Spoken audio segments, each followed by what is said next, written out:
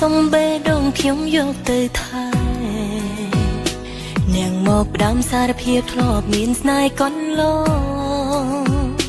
តែនាងបានដាច់គ្នាពីគេនោះហើយឈប់ទាំងតងរឿងកន្លង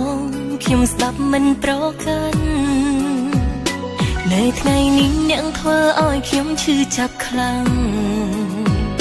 ស្រឡាំងកាំងហើយមិនមែនជាការប្រច័ណ្ឌគឺជាការហួសចិត្តពេកដែរអ្នកនៅតែពាក់ព័ន្ធមិនច្រឡំ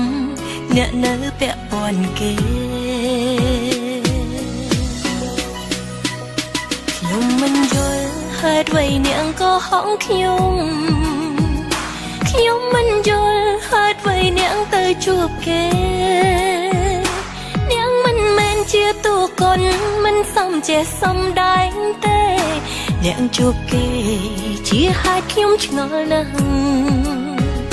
ខ្ញុំមិនយល់ការស្រឡាញ់អ្នកជាអ្វីស្នេហ៍ភក្តីឬជានៃស្នេហ៍បោកប្រាំងកុំខ្សឹបខ្សៀវលួចលាក់លៀមបើការពិតអាចប្រកាន់ថាបោកប្រាំងខ្ញុំអូខេដើរចេញហេតុអ្វីអ្នកមកកុហកខ្ញុំហេតុអ្វីអ្នកមកបោកស្នេហា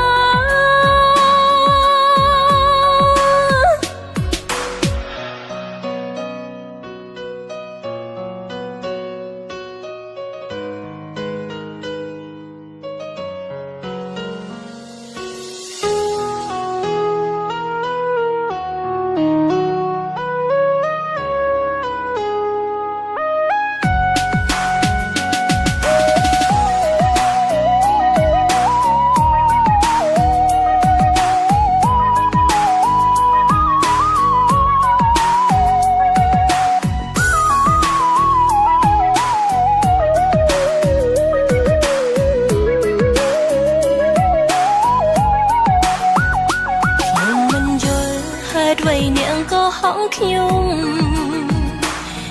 មិនយល់ហេតុអ្វីនាងទៅជួបគេ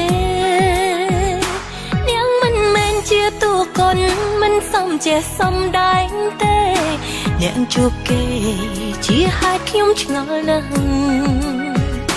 ខ្ញុំមិនយល់ការស្រឡាញ់អ្នកជាអ្វីស្នេហ៍ភក្តីឬជានៃស្នេហ៍បោកប្រាំងកុំខ្សឹបខ្សៀវលួចលាក់លៀមបើការពិតអាចប្រកាន់ថាបោកប្រាំងខ្ញុំអូខេដើរចេញ